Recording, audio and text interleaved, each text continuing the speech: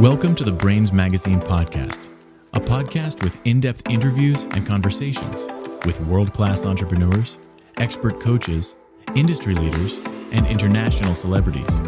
Get exclusive insight into the world of business, mindset, leadership, and lifestyle with your host, Mark Sefton.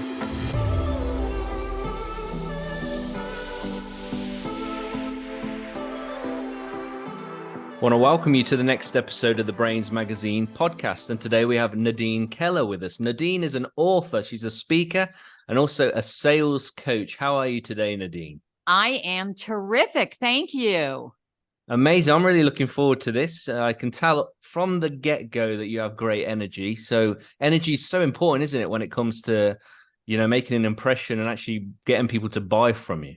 Thank you, Mark. It really is. And it doesn't necessarily have to be kind of the big energy, but it's the energy that you bring even for extroverts. I happen to be an extrovert, but I should say even for introverts, I happen to be an extrovert, but energy is very, very important to everything, I think. Yeah, I just think, we've all been gifted with life. And so, we all have an opportunity to give of ourselves. And it's much more fun being around people that actually are enjoying being alive. Isn't it? It is so true. So true. I'm going to hit the ground running with you today, Nadine. I think I would love to know, I've seen from your work that you've really been able to build an authority within your niche in terms of what you do. How do other people, what do you feel like people need to do in order to be an authority in their field of expertise, in order for them to really kind of be taken seriously, but also, have that credibility? So I think you mentioned it, Mark, in terms of niche. Niche is so incredibly important.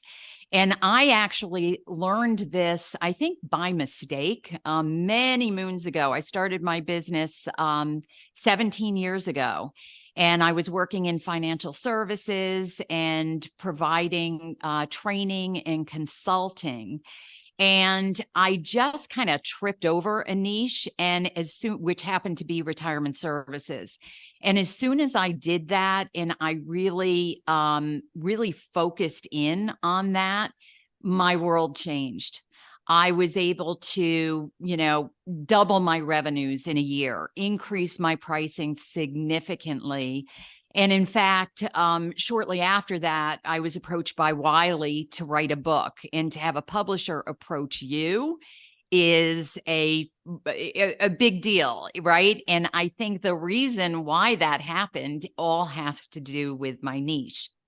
So in order to develop authority, I believe it begins with niche. And we now work with women entrepreneurs in service businesses.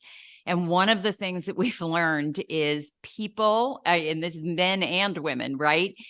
We've got that fear of missing out. And so we know we should niche and it will serve us well, but it just feels counterintuitive. It feels like we are cutting ourselves off from opportunity, and it's quite the opposite, because it is when you are able to develop a niche, focus in, you're able to really deeply understand your ideal client. You can develop a better offer. You know where they live, so it becomes so much easier to market to them. And as a result, you're becoming an authority within that niche, which gives you a platform that you otherwise would not have. Do you see the correlation between niche and when people go outside of their lane? It's so important, isn't it, for us to stay in our lane? What do you think on that? Absolutely. Stay in your lane is right. So when we coach women entrepreneurs, it can be challenging for them, particularly if they're an early stage business, because sometimes what will happen is a referral will come into them that is outside of their lane. Now, does that mean that they absolutely cannot, go after that?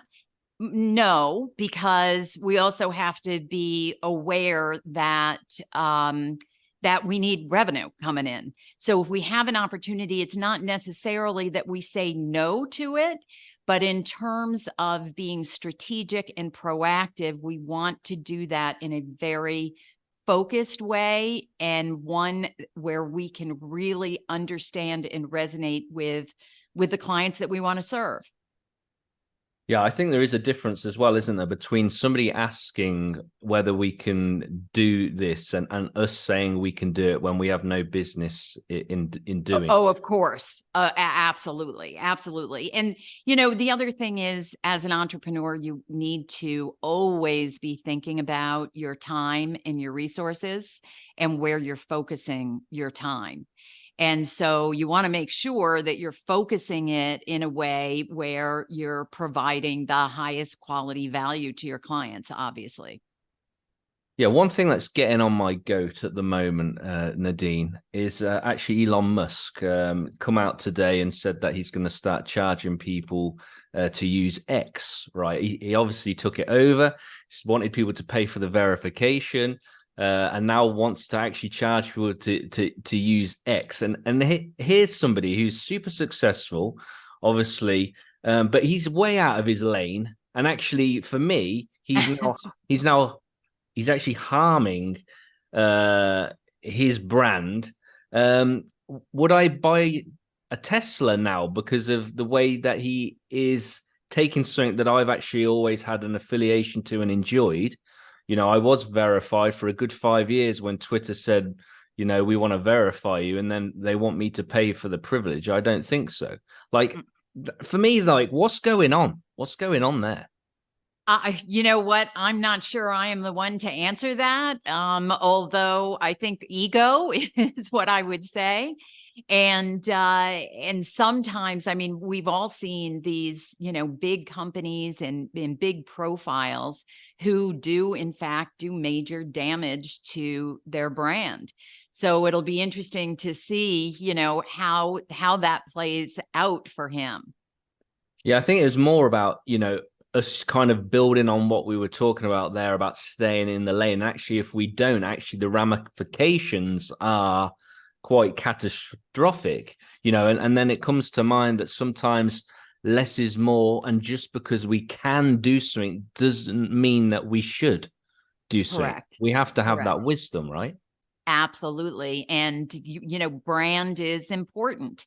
And so part of that, and one of the things that we actually spend a lot of time in our program on brand, because we want to we want the women that we work with to be really, really clear about who they are, right? Because that is what, it's how you show up in the world. And it's way beyond thinking about your logo and the color choices that you have, but it's really how your brand behaves. So it translates into how you handle sales calls, for example. So it's your voice in your marketing. So it's much broader than a lot of entrepreneurs. We tend to think of brand as the logo and the look and feel, but it's really a lot more than that.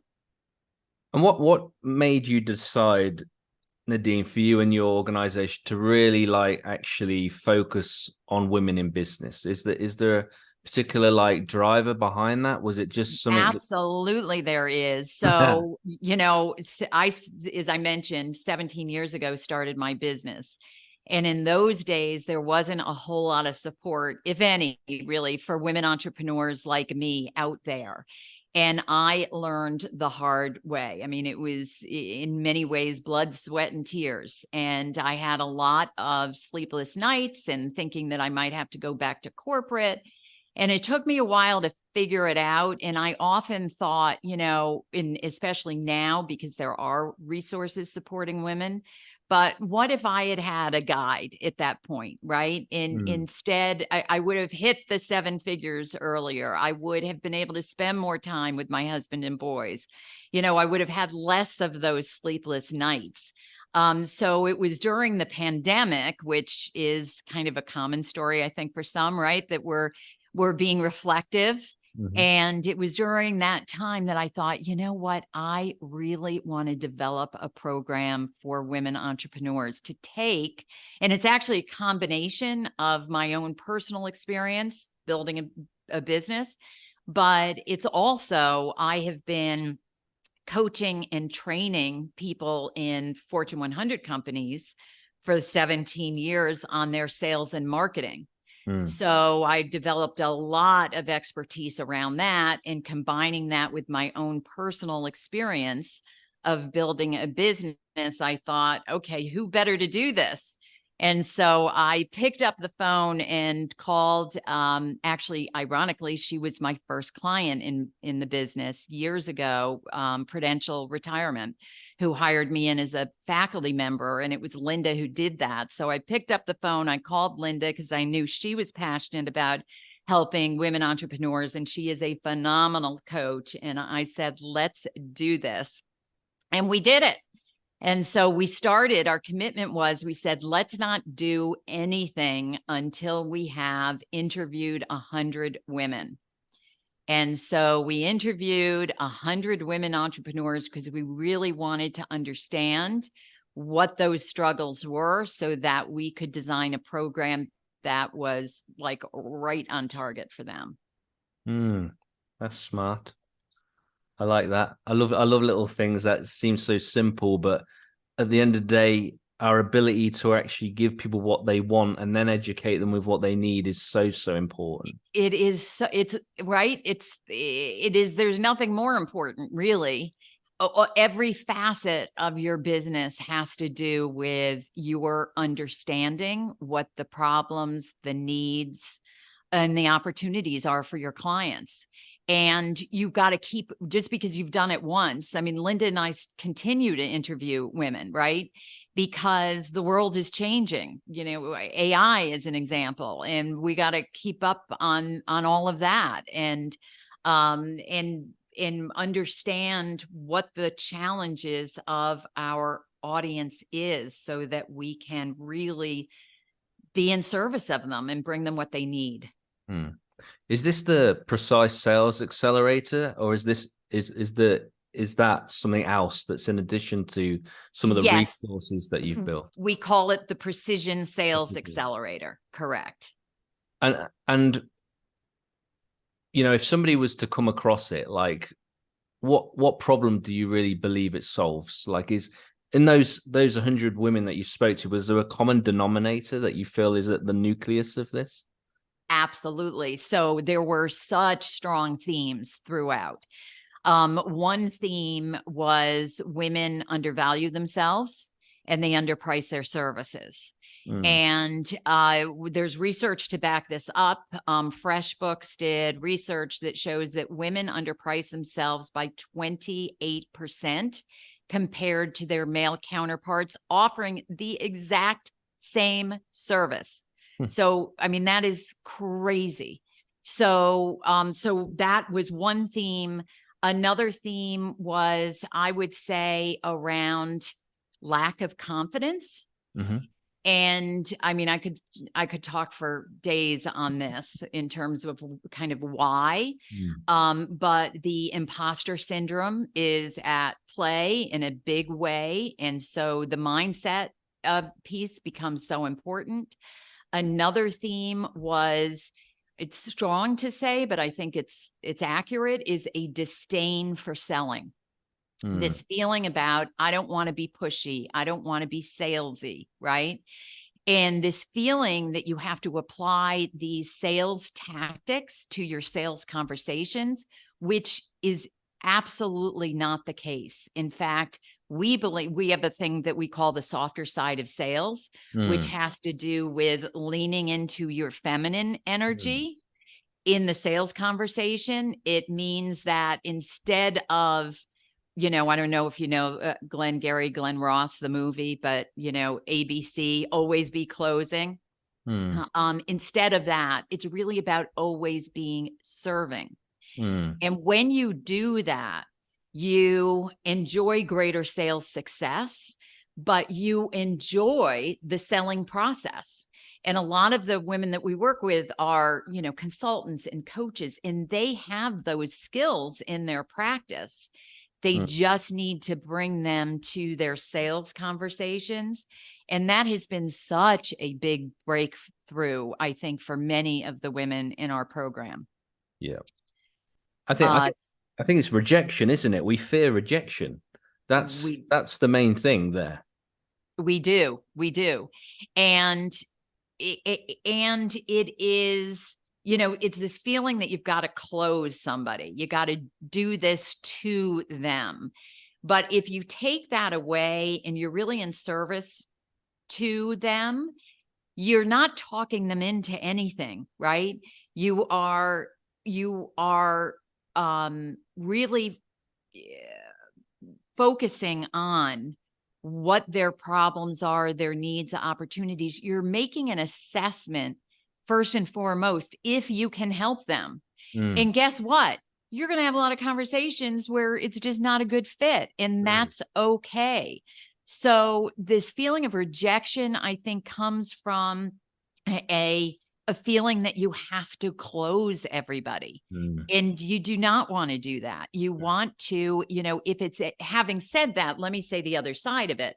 If you find that someone is a good fit for what your offer is, you have an obligation to them to help them see the value in your offer. So I'm not saying that we're passive about it by any means, but I'm saying that we're not going into it. We're detached from the outcome. We're not going into it like, I have to close this individual. I do like the flip of its head, where I think the phrase is teach people how to buy.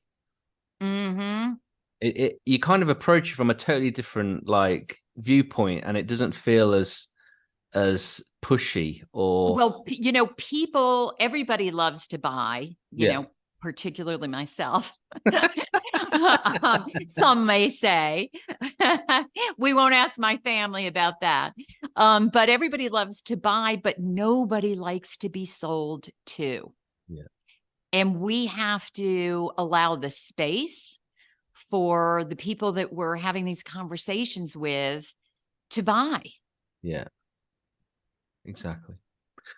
Nadine, you've had moments in your life where I think you've hated a particular season or situation, but it seems to have really been a catalyst in your life. Why do you believe that insult and unhappiness is a wonderful motivator?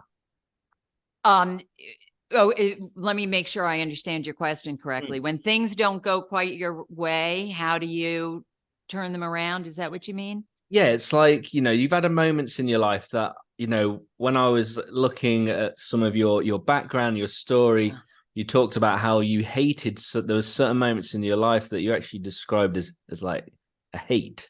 It's like, and I just wonder, because I always find it fascinating, why is it that insult or maybe unhappiness or moments that we hate actually become a wonderful motivator and create that oh my gosh, yeah, yes. Well, first of all, you've got to have the mindset to make that happen.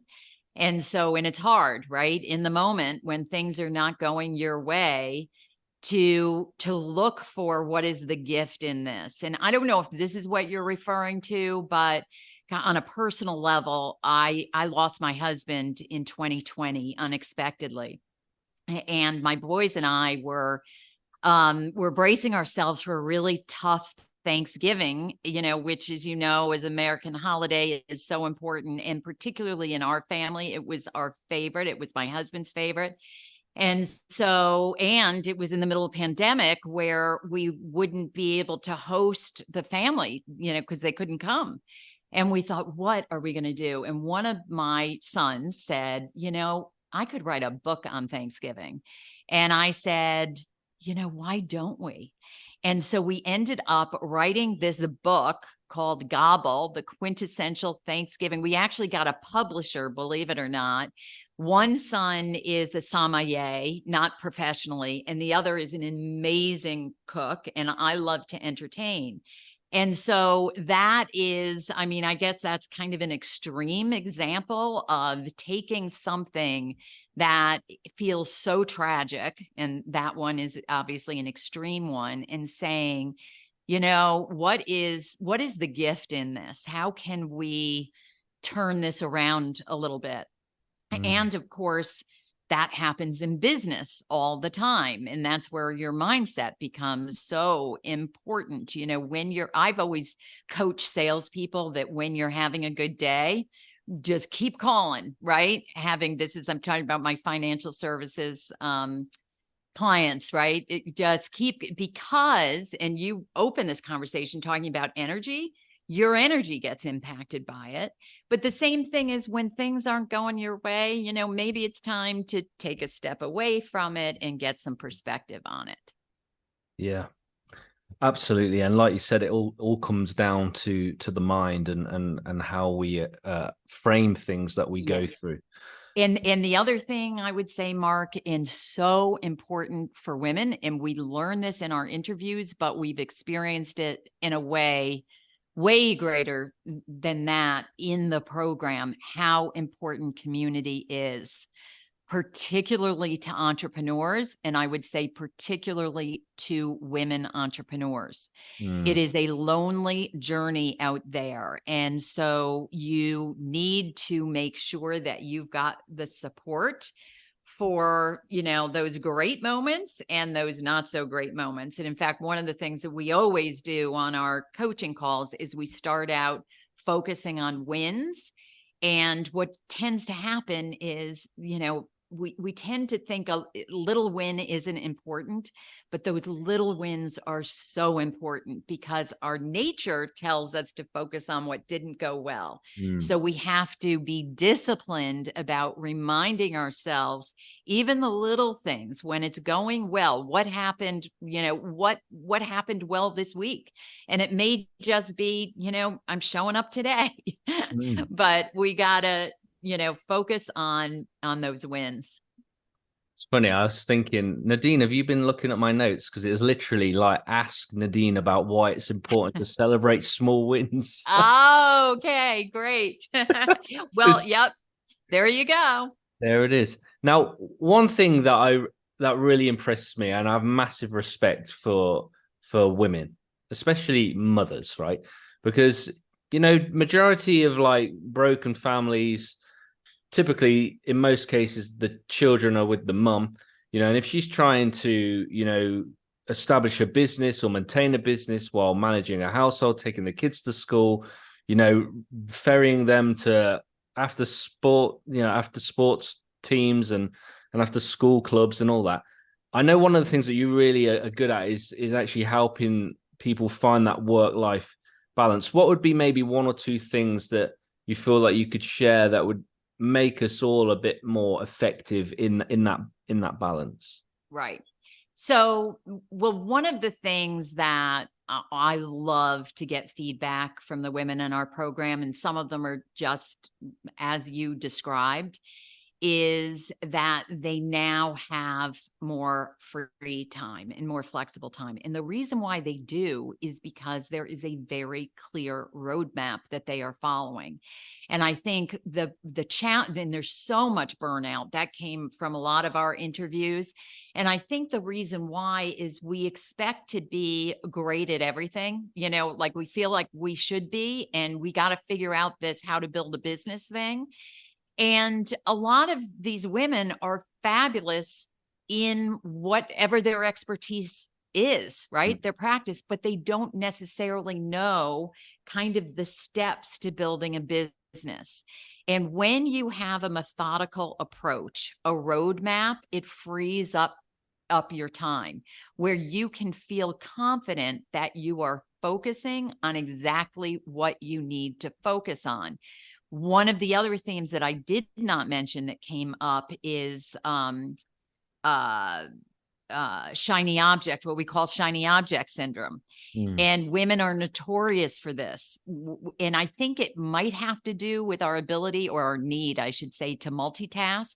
But we get on one road and then we have an idea, and we get on another road, and then we have, and just it, to the extent that you can stay on one path and have real clarity about that path, it frees you up. And a lot of the women that come into our program, or I should say, a lot of the women who want to become an entrepreneur are doing it so they have flexibility in their schedule. That's why I did it. I left corporate America specifically because I had 2 young kids at home.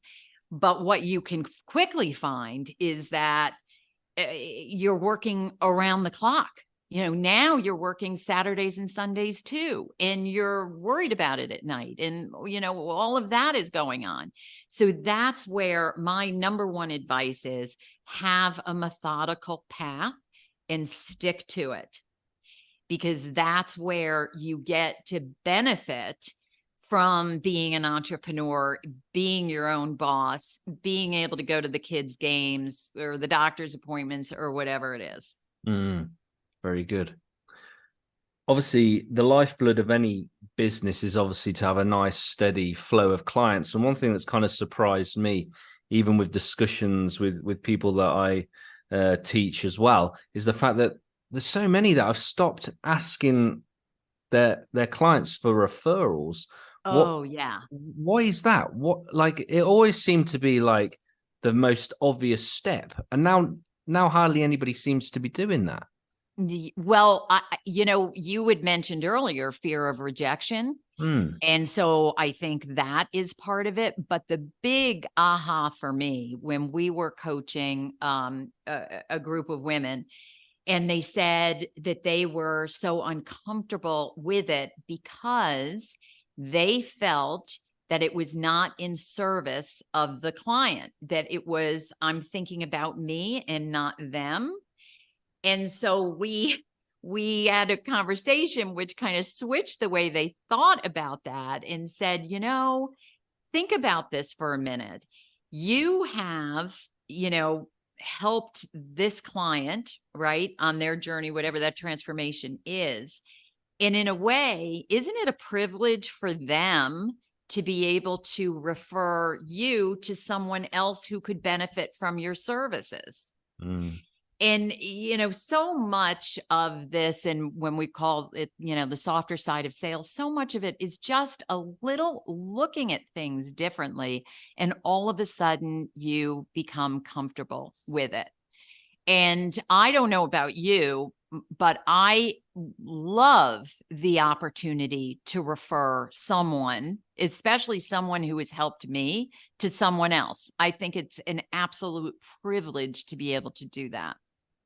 Again, it comes back down to mindset again, isn't it? Your ability to then frame someone a different way. It's almost like, wow, they see it in a totally different light. Totally different light. Totally different light. And we've got to get to that point, even within ourselves, where it's like, while you've really led from this whole conversation, Nadine, about service, it's also being mindful that a business is not a charity.